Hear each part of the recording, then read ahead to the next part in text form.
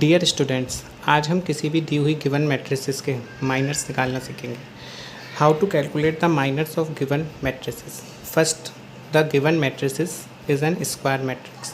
This given matrices has 3 rows and 3 columns. दी हुई matrices के 3 रो हैं एंड 3 कॉलम्स हैं। ऑल हॉरिजॉन्टल्स लाइंस आर, दी गई हॉरिजॉन्टल्स लाइंस को हम रो बोलते हैं एंड दी हुई वर्टिकल्स लाइंस को, these lines are called verticals lines. इन दी हुई वर्टिकल्स लाइंस को हम कॉलम्स बोलते हैं। इसमें 3 रो हैं एंड 3 कॉलम्स हैं। बेसिकली इस गिवन मैट्रिसेस का ऑर्डर है 3/3। इस मैट्रिसेस के 9 माइनर्स होंगे and 9 cofactors. Both are similar, minors and cofactors एक तरह ही निकलते हैं। सबसे पहले हमें एक बात सीखनी होगी, यदि किसी भी क्वेश्चन में M, I एंड J इस तरीके से लिखा हुआ है M, I एंड J, तो इट्स मीन्स दैट इसका मतलब है कि I रिप्रेजेंट कर रहा है रो को and J is representing the column. I रो को रिप्रेजेंट कर रहा है एंड J कॉलम को।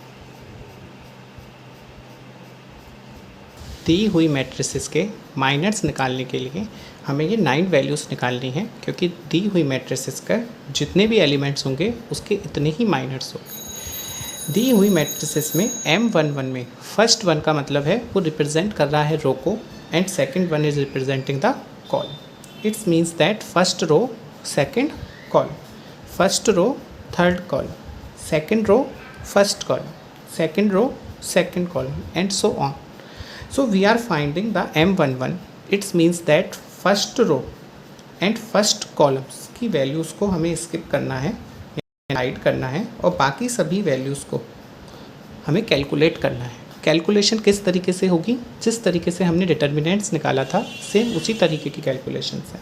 -5 multiply by -3 is 15, 2 multiply by 2 is 4। Always put here between negative sign. इन दोनों वैल्यूज़ के बीच में हमेशा ही नेगेटिव का साइन लगाना है। 15 - 4 is 11. Now we are finding M12. It means that first row and second column. So second column and first row. Remaining 4 values are calculated. 4 multiplied by -3 is -12.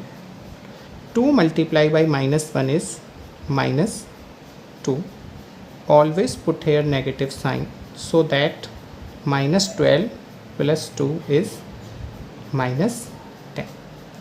Now we are finding M13. It means that first row and third column and first row.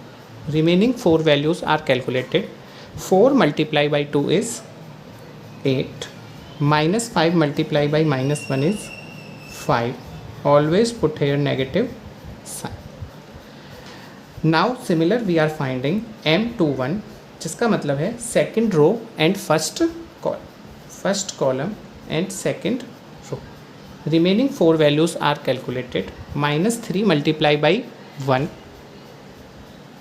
-3 multiply by 1 is -3।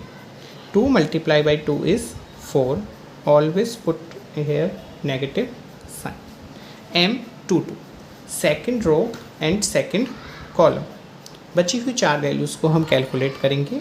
3 multiplied by -3 is -9. 2 multiplied by -1 is -2. Always put here negative sign so that given answer is -7. M23 second row and third column। 3 multiplied by 2 is 6. 1 multiplied by -1 is -1. The given answer is 7.